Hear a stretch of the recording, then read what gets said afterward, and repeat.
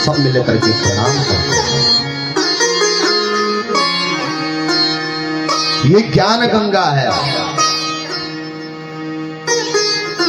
और श्रीमद् भागवत महापुराण किया जाता है अपने पितरों के उद्धार के लिए। और यहाँ पे श्रीमद् भागवत महापुराण जो किया जा रहा है,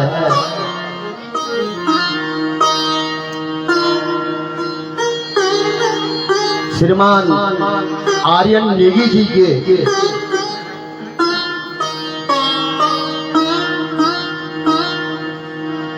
श्रीमान आर्यन नेगी जी अपने पिता को स्वर्ग वैकुंठ की प्राप्ति हो,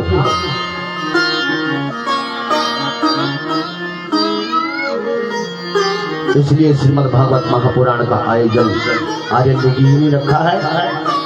मैं उनके माता जी चंद्रकांता, उनकी दादी जी, उनके समस्त परिवार को इस व्यास मंच से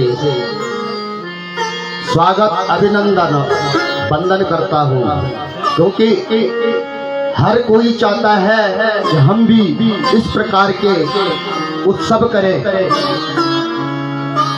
हर के मन में रहती है कि हम भी ऐसे सत्संग में भाग लें या ऐसे सत्संग को करवाएं, लेकिन शास्त्र कहता है कि जब तक हमारे कई जन्मों के भाग्य उदय नहीं होते हैं तब तक ऐसी कथा ना तो की जाती है और ना ही कही जाती है।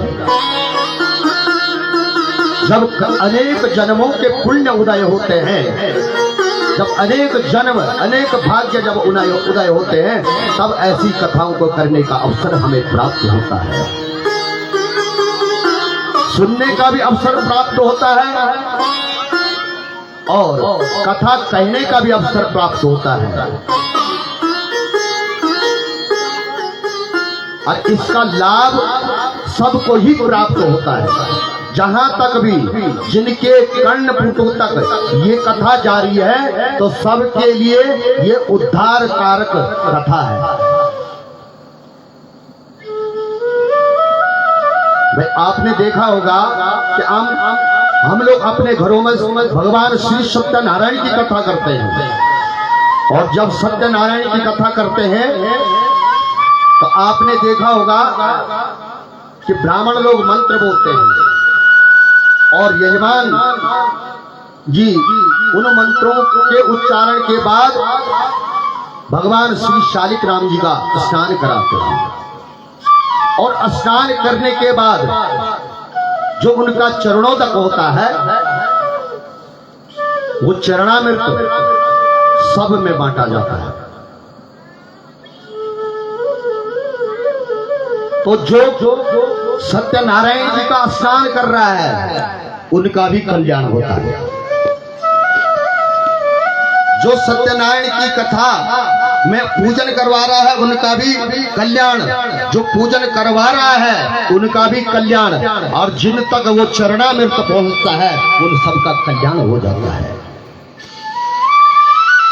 तो ठीक इसी तरह श्रीमद् भागवत महापुराण की कथा भी है।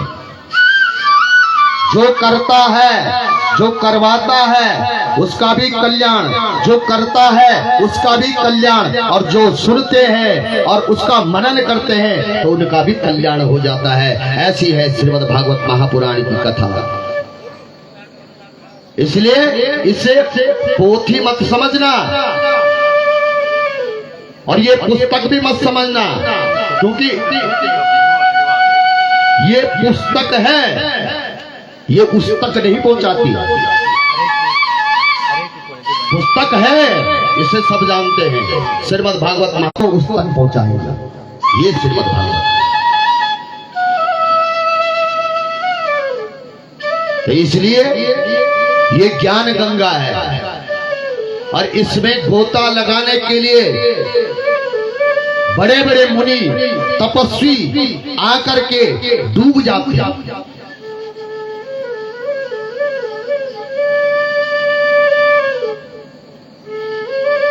भागवत कथा श्रवण करने के लिए, मनन करने के लिए व्यास जी ने बहुत मेहनत की है हमारे लिए।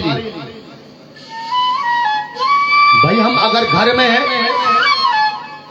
कोई एक चीज बनाए, जैसे आपने देखा होगा हम बड़ी बनाते हैं, बड़ी बनाते हैं, तो बड़ी बनाने में हमको कितनी मेहनत लगती है। आप पहले जो है सोयाबीन को बोते हैं और बोने के बाद उसकी गुड़ाई करते हैं, उसमें गोबर खाद इत्यादि डालते हैं, पानी सींचते हैं,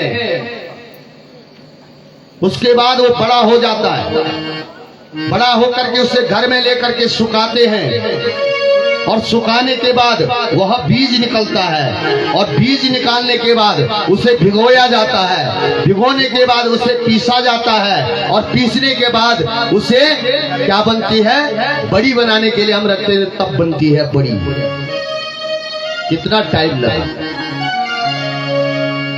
समय बहुत लगा।